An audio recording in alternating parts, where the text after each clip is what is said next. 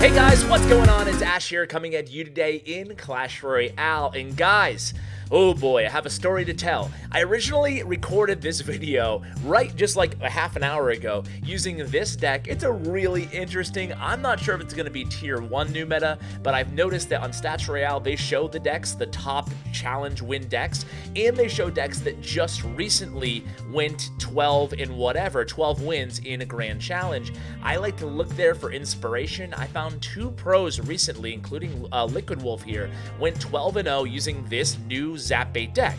So I figured, you know what, let's go ahead and get LiquidWolf in the clan, and then play some matches and just do a deck spotlight like we normally do here in CWA. But check this out, this very first match, he had about 25 spectators. I mean, imagine if it was Pompeo. I already reached out to Pompeo, and I'm like, dude, you want to play some live matches? Because that would really go well to where this episode kind of turned. It's sometimes interesting as a content creator. You record a video to talk about one thing, the deck, which we will do still. And then you end the recording thinking about wanting to frame the episode in a totally different way. And it was after this match. You can see here about 18 spectators. It gets up to around 26, 27 spectators. And I've never been one to turn on my mute, and I never thought I would even consider using permamute. But check out this. Look at how, this is nothing against LiquidWolf or his fans either. Like, I think it's good fun, and it's really cool to root on your clanmates, and I'm actually kind of glad, I guess, they added the feature. However, listen, if one person BMing you doesn't annoy you, well, 25 damn sure is going to get under your skin. At least if you're yours truly. Maybe some of you guys have better temperament than I do. But if it wasn't for the video, I think I would have probably muted already, right? I mean, look at this. It's 25 people just spamming angry and sad emotes at me. And you know what? Like, I don't even care. Like, I don't take it personally. But it's incredibly distracting. I was going to do the video talking about starting out how to beat a Golem deck using this giant Skeleton Dart Goblin Zap Bait deck. And, you know, the whole time I'm like, oh my god, how am I actually started to record this live initially on the first recording, and I'm like, you know what, I'm not going to do this live.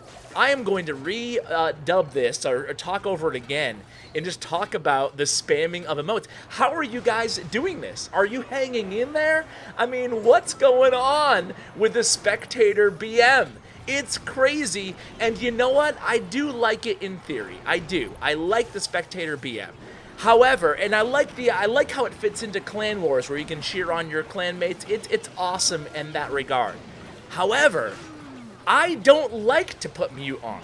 And now I'm kind of forced to, because I really, you know, I can handle this going, you know, mano-y-mano with my opponent.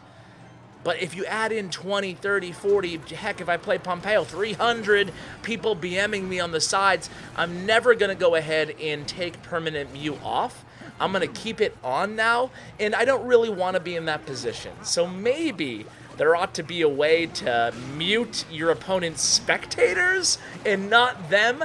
I like communicating. I like having that rapport between me and my opponent. However, man, this has just gone too far. What do you guys think? Am I being a little bit sensitive here, or would you guys go ahead and put the mute on a battle like this as well? Of course, we can also toggle it on and off, so if there's a lot of spamming spectators, we can, of course, find a happy medium there and just turn it off for that one match. But I'm not sure how I feel. I'm conflicted on a feature that at first I thought was pretty cool. Now I'm a little bit conflicted on it. All right, so guys, let's actually talk about this deck a little bit here. It is a funky off-meta deck. I'll go ahead and play in a live match on ladder, but I have to warn you guys about this deck.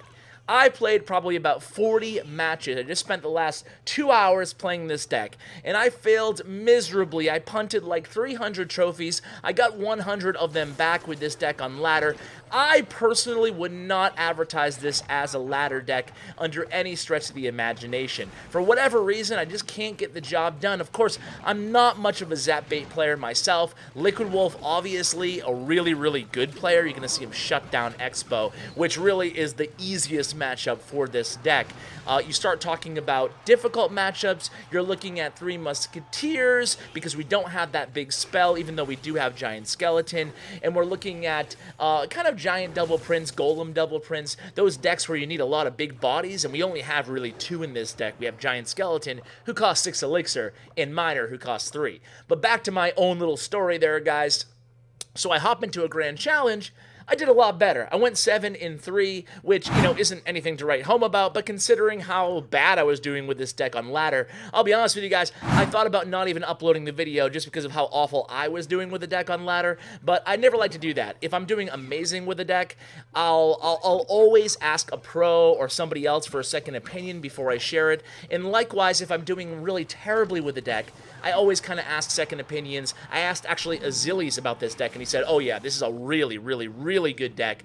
He said, easy 12 win. Of course, he's Azili's. But, you know, guys, you get the point here. I don't want to not share a deck just because I'm no good with it, right? And here we can go. You can see, I mean, right now, we haven't really done much damage. The opponent actually got that early lock onto the right tower, but we haven't really taken much damage since. And check out LiquidWolf. When we get into double elixir time, that's when he's going to step it up a notch. And the first thing that you're going to kind of learn when playing this deck, like I said, I probably have 20 or 30 reps behind me at this point, maybe even more than that, but you're going to be able to use the giant skeleton in the best situations. You have to be very careful about when and where you use the giant skeleton, especially in the first 2 minutes of the match. In the first 2 minutes, you want to make sure you're not placing him behind the king tower, except, you know, in some random cases where you have a big elixir lead already and nothing else obvious to play. That's okay to do it then. However, you don't want to just start placing him behind your king tower because you're going to need to rely on him defensively as well. So here we go in the double elixir time, the second phase of the match, if you will. Then it's okay to play the giant skeleton behind the tower, as you can see LiquidWolf doing right here. Now this is also a split lane push deck. Look at this, we're going up against an opponent with log, fireball. There's just a lot of weapons at his disposal. So what we want to do is keep the pressure on by splitting both lanes. Now we play a minion horde directly on top of that Tesla there. Look at the giant skeleton, just barely reaches outside of the blast zone on that right tower. However, one skeleton is going to survive to help out that miner, taking the right tower down to 10-20 HP. You can see we're right back in this game, and patience is definitely the #1 virtue when it comes to playing this deck successfully. The more kind of tilted you get, the more aggressive you get, the less success that you're going to see, and that goes with a lot of decks, but especially this deck. Take it from yours truly. So here we go again. The X-Bow is coming down the lane. We have two great weapons against X-Bow. We have Skeleton Barrel, and we also have the Giant Skeleton. So here we go. By the way, guys, if you don't have Skeleton Barrel, just go ahead and sub in the Goblin Barrel. It's kind of the classic iteration of this Giant Skeleton bait deck, of course, with a few tweaks there, adding in the Dart Goblin, but it does really, really well. Now look at this big push here. We're going to send in the Miner after the Giant Skeleton dies. We do have some Skeletons left surviving. A good log by the opponent there, but we're going to take this tower down to the 249 HP left on that right tower. We kind of threw away Spirit Goblins at the very end there, didn't realize that he had login cycle, so now he's going to go ahead and set up an X-Bow in the opposite lane. We're going to answer that X-Bow with the Skeleton Barrel. Meanwhile, the big lumbering Giant Skeleton coming down the right lane, he's almost going to make contact with that right tower. Doesn't matter. The Miner is chipping away at that tower. In the meanwhile, we take it down. LiquidWolf comes away with the victory there. Very good job against a really good player, actually. I said it was an easy matchup, but against hard players, everything can be a difficult matchup. Let's go ahead and watch the 12 win here against Show from Elite Stars Japan. Now, this is going to be a hard counter. You know, I talked about difficult matchups. I should have mentioned Hog. Hog's really the most difficult matchup. Of course, we do have answers. We have Goblin Gang and Minion Horde, but you want to be very, very careful, of course, especially if your opponent does have Fireball, which a lot of Hog decks do. The good news is, a lot of Hog decks are also switching over to Lightning. This deck does beautifully against Lightning. Fireball, different story. But the deck that we're going against here, Show's deck, guys, this is going to be trouble for us. He has Executioner. He has Log.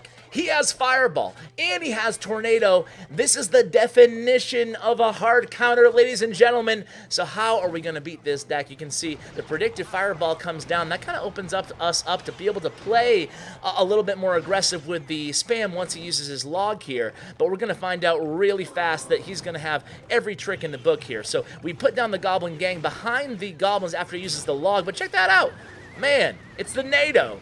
At this point, LiquidWolf must be thinking to himself, how the heck am I ever going to get through here? But we know we have the Miner. We know we have the Miner, right? So it's just being aggressive at the right spots, right? Not aggressive haphazardly. So here we go. We're going to send in the Miner and the Minion Horde there. The opponent does a good job waiting, then plays the Executioner, and then we're not going to get too much damage again here, guys. I can only imagine the opponents at this point seeing all the spam sad faces that, you know, going against LiquidWolf must bring you. It's gotta be annoying. I really want your feedback in the comments, guys.